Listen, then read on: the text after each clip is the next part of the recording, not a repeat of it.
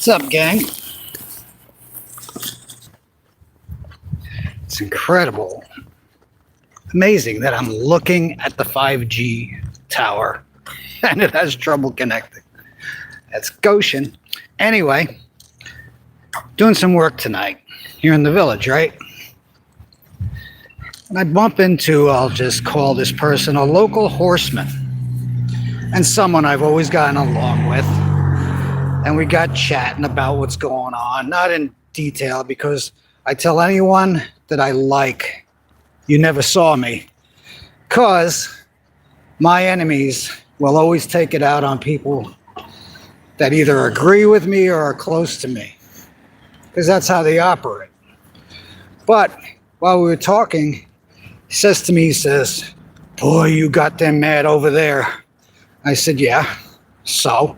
He says, "Man, they don't like," and he actually pointed out the one guy that works for Schnitger in particular, how mad he gets when I video the horses that are lame.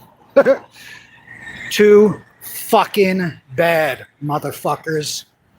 I said I don't curse anymore, but when it comes to that, hey, I don't care.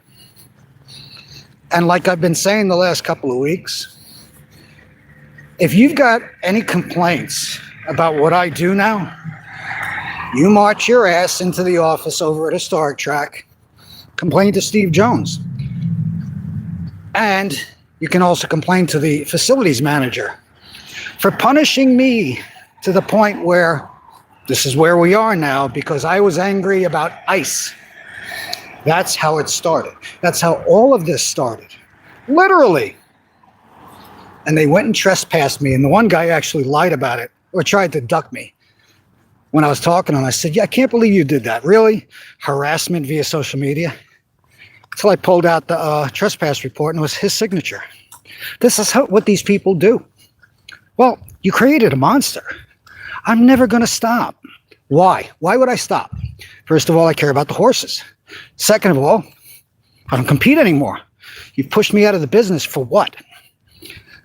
One of the few people with a pristine record and reputation in harness racing. Never hurt a horse, never did anything, never shoved this garbage into a horse, never fixed races, never hurt people in the game.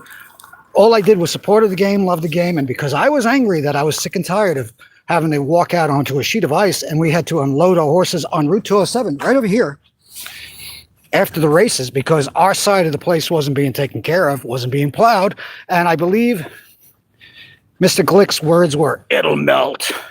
It'll melt. It'll melt." Unbelievable. So here we are. But I think it was hilarious that this guy, again, I won't say who because I don't want to cause any heat for people that are just, it's not fair because we all know how they operate. But to tell me that they're pissed off, especially in the barn on the backside, my response is, boo fucking who? Don't work your horses lame. What are you going to do to me? Kick me out of the business? I said to him, they could have done one thing that would have stopped this all in its tracks. I wasn't even looking for, didn't need to be an apology. Just listen, enough's enough. You're cleared, if you want to call it that, for your wrongdoing of having the guts to actually speak publicly about the condition of how the facility was being taken care of that winter. I have every right to say that. And look what it's caused.